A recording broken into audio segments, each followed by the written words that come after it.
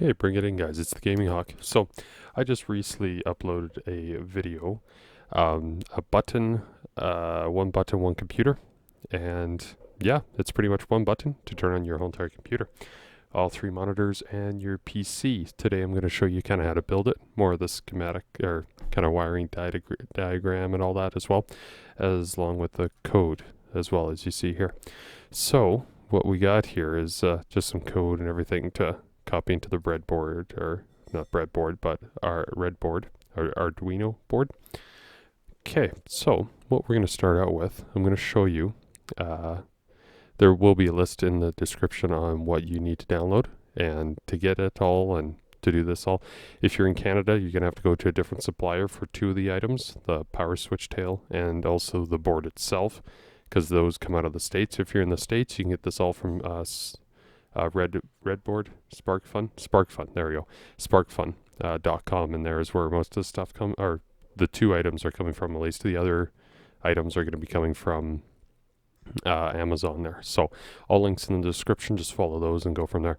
So today I'm going to show you some pointers on this as well. So this is a nice little wiring diagram, just kind of throw this all out here. There will be a kit where you'll get a relay and all that stuff in here. Yeah, that will supply you with everything you need. So that's all good. Anyway, so let me switch over. Let me minimize this. I'm going to switch over to my little presentation here. So let's see. Next button. Next. There we go. Okay, so this is how I'm wiring into my motherboard right now. As you can see, this is the top of the I just lost it, the tower. So the top of the tower, it has a little connection down over here. And in that connection here, there's two wires. You can follow them, the pins. You'll follow the pins and see where exactly, just on this side here, there'll be that little male end to this female unit. And you'll see that these two items, at least on, or two lines here, at least on my tower, are the power button lines. So all you need to do is connect these two, the orange and the orange white, at least on my connection here. And what I'm all using is a Cat 5e. That's data communication wiring. It's very thin wiring. It is just meant to take a signal. Just get the cheaper version and spend like 10 bucks on it. It's so nice for carrying wires over a long distance. So I would really recommend that. It's just really nice, and yeah, and then you can have a lot of different pairs in one unit, so you can add more stuff later there. So let me go to the next one. Okay, so here's a little red board down here. In the wiring diagram, I have a blue Arduino here, which works as well, but the one I'm using for this is going to be connecting with a certain USB and all that stuff, just USB, mini USB to USB 2. That's what I'll be using just down here. The other Arduino board, which you can get, it's a little bit more expensive. This red board's cheaper. Yeah, you can still get it, use it and all that stuff, but I prefer just to use this one because it's cheaper and I could get it sooner. So anyways, this little relay will come in a kit. Like I said from before, all that stuff, but this is kind of how the wiring goes, and how you see you're just following pretty much this schematic right here, and you just do this all, and here's everything for your power button, which is quite cool. You see that later. Okay, now let's go to the next one. Oh, you can just click here. I did not know that. Interesting. Okay. Anyways, so here's a little breadboard here, again, with all these units, and this is the little piece that's sticking out, all the wires, so I can connect out here and have the quick male and female disconnects to easily take this apart later on. I just got this cloth little box from the dollar store. It is really handy because I just sewed some Velcro on the outside, and so I have Velcro on the back of my computer, which you'll see later, and it's so easy just to attach and go with it. You know, just attach to the back, put all this stuff in here, and it's just really nice, really handy. So the next one here, this is kind of a blurry picture, but this is the back of the button. You'll see 4 little pins. I think there's 5 or 6 in total back here, but just how you wire it, which it will show in, I want to go to, where do I want to go to? There we go. This one, it will show you all the wires you need for your power switch, your power button. So it needs to be a push button switch, because you need to have it normally open or normally closed circuits for this to work. And like I said, the ones that I've displayed or put in the description below will show you which one to buy and everything. It did come from like Korea, so it took like a month and some to get in, but it's a pretty blue color. Another little blurry picture, sorry. But anyways, this is the little wiring coming out of the back of my computer, and those were the top of the pins to go back to the top. There you go. This piece right here, that's where that wire went all the way down. So if I go all the way back here, here's the unit right here that I'm just connecting it to. And if I was wanting, like, the nice thing about this, it just connects, makes a connection, which I did find from before, a relay, which I had to figure this out for you, those who don't know. Let me just go back to this one. And let me explain a relay here quickly since it's related to the motherboard. The relay, pretty much what it does, it's a little magnetic switch in there, and it allows you to control a different circuit separate from the circuit you're using to control it. In other words, this unit, these two wires are the motherboard coming in. Those orange, the white, orange, and orange. I know that's yellow. I'm not colorblind, don't worry. Anyways, so, and then this is the power to connect to your board. So when this powers up and allows a signal to go through, it makes a little magnetic connection, closing this other circuit, allowing this to flow through quickly to turn on the computer.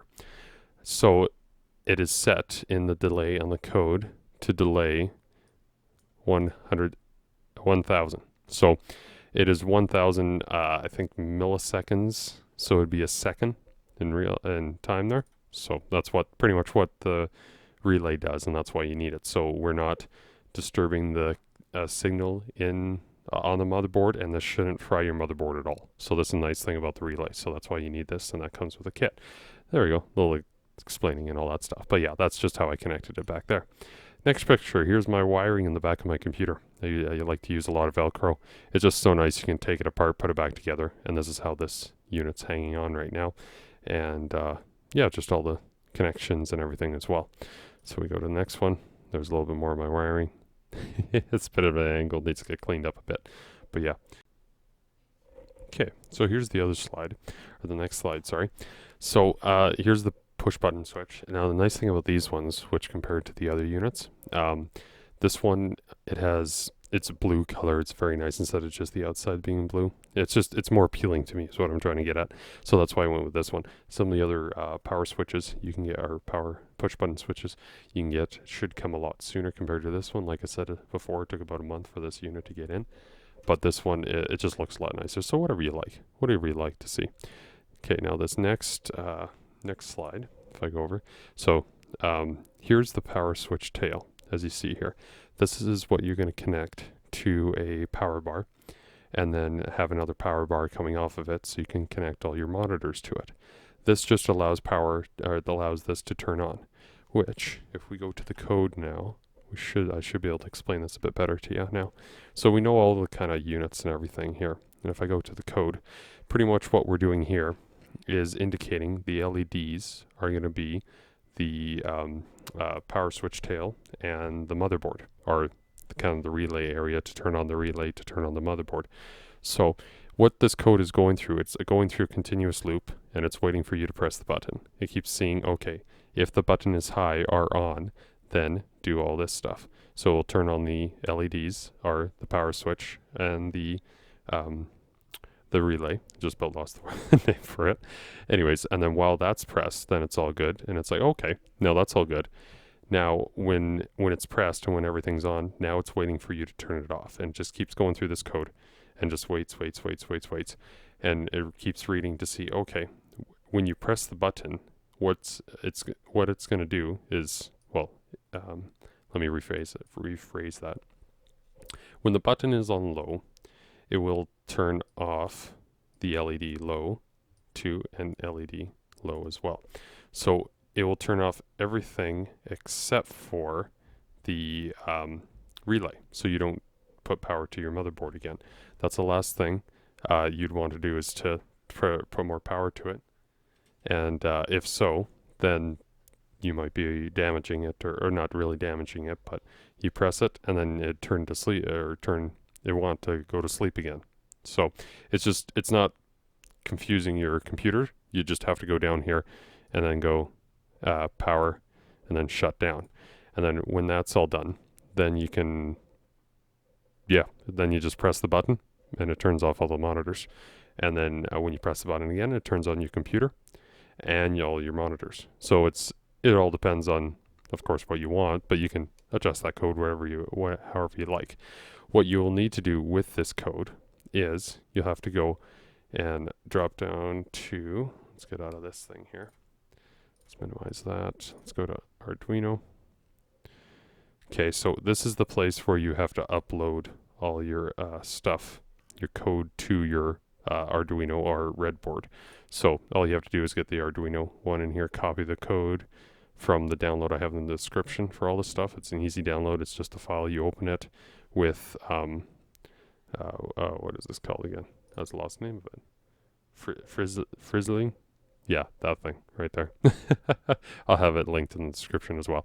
But anyways, you copy that and I'll have the code down there. And then you can just copy it from this unit right here. You just copy this all and then you bring it down into here. All this other stuff up here, it doesn't really matter in gray. It's all these units.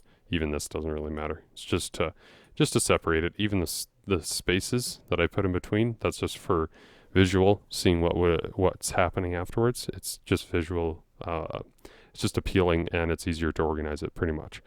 So don't worry about having all that right. Even all these things as well. It's pretty much anything that's colored right in there with a little bit of black on them. So some tips for you guys. This one here I did put down in the description. I explained it, but it is very nice just to know and see there. To strip the wires, I just use a bit of flame and burn it off, honestly, because anything I had was too big to fit that, and I was like, fire would do just fine. Just make sure to clean off the edges or the ends of them for plastic and all that as well, or leftover stuff that's there.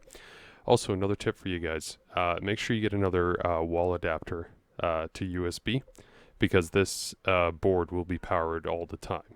You don't want to connect the USB to your computer unless you're downloading or updating your board.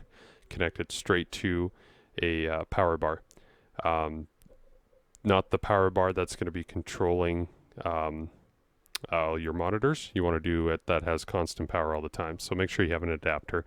And I did put a 6-foot cord in the unit. I didn't buy a separate adapter because I had one sitting around. So just a heads up for that as well. Also, when you're done, it should look a little bit like this. Thanks for watching and have a good day.